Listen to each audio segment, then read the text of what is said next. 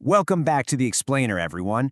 Today, we're taking a fascinating microscopic journey to decode one of the most formidable yet scientifically compelling processes in the entire human body. We're talking about cancer.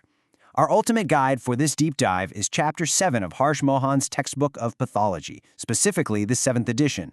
We're going to take pages 184 through 226 and distill all that complex medical information into a really clear, easy-to-follow story. But before we get into the heavy mechanics of it all, let's just stop and think about a really fundamental question. What exactly is neoplasia? I mean, we all start out as just a single, perfectly behaved cell, and billions of divisions later, we're these incredibly complex organisms. So how does a single cell surrounded by this highly regulated microscopic society just suddenly go rogue? How does it completely ignore the rules, break away from the pack, and start its own chaotic replication? Well, that is the exact mystery we're going to unravel today. Okay, let's dive into this. Here's our roadmap for the explainer.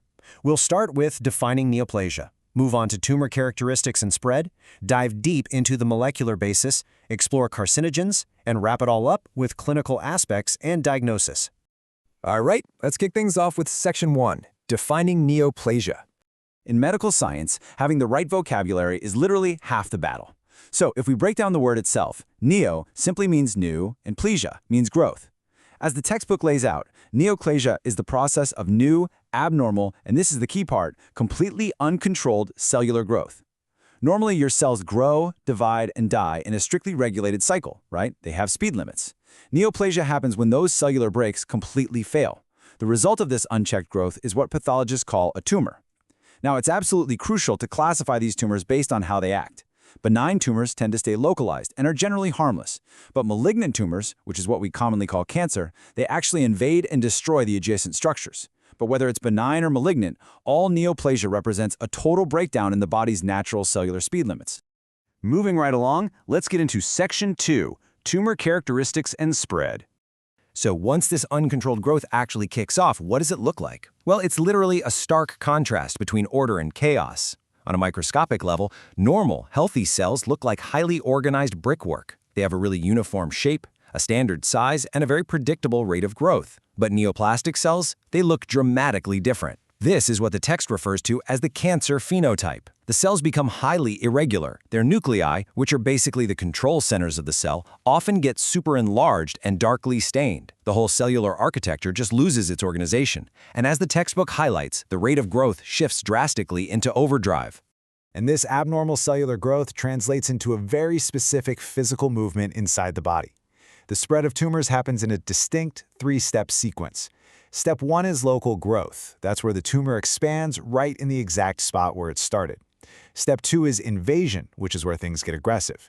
These rogue cells start to physically push into the surrounding healthy tissues, breaking through those natural boundaries. And finally, Step 3 is metastasis. This is for sure the most dangerous phase. It's when cancer cells actually enter the bloodstream or the lymphatic system, hitch a ride, and travel to completely distant organs to start new colonies. Understanding these exact steps is how doctors figure out the grading and staging of cancer. It basically tells them exactly how far the rogue cells have traveled.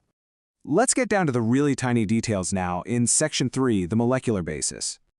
To truly understand why cells do this, we have to look much closer, right at the DNA. Think of your DNA as the ultimate master blueprint for your body. Every single cell is like a factory worker, and they're supposed to follow that blueprint perfectly. But the textbook points out something really profound about molecular pathogenesis. Neoplasia actually occurs when the factory workers, specifically our stem cells, just start ignoring those instructions. A typo happens in the blueprint, and instead of stopping to fix it, the cell just keeps building, blindly and rapidly, replicating that exact same error over and over again. So the absolutely crucial takeaway here is that cancer is fundamentally a genetic disease at the cellular level. The textbook details that this molecular pathogenesis is really driven by a combination of a few key things. First, genetic mutations, those typos in the DNA we just talked about. Second, altered stem cell behavior, where the cells that are meant to regenerate healthy tissue basically get hijacked. And third, shifting epidemiologic factors. This just means that population-wide patterns and individual realities, things like a person's age or even their geographic location, play a massive role in whether these microscopic alterations actually happen, compound over time, and eventually create a tumor. Which naturally leads us to ask, what actually causes these typos in the first place?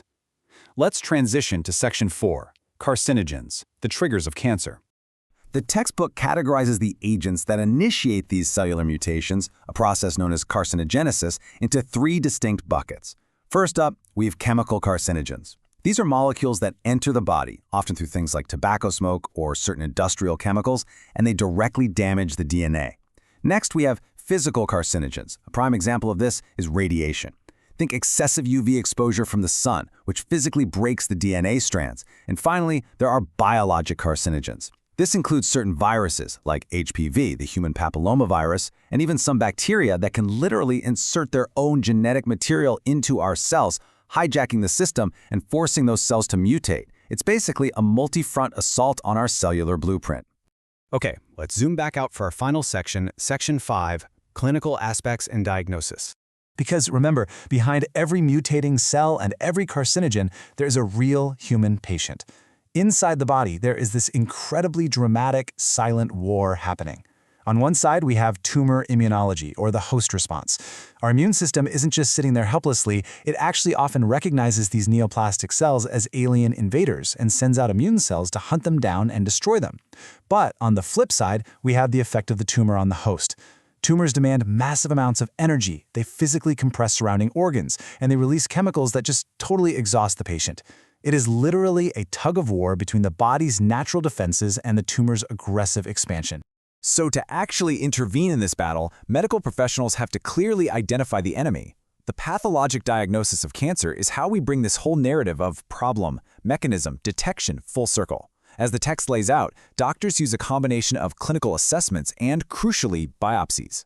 By taking a tiny sample of the suspicious tissue and subjecting it to rigorous microscopic examination, pathologists are looking for those exact irregular cellular features, that cancer phenotype we discussed earlier.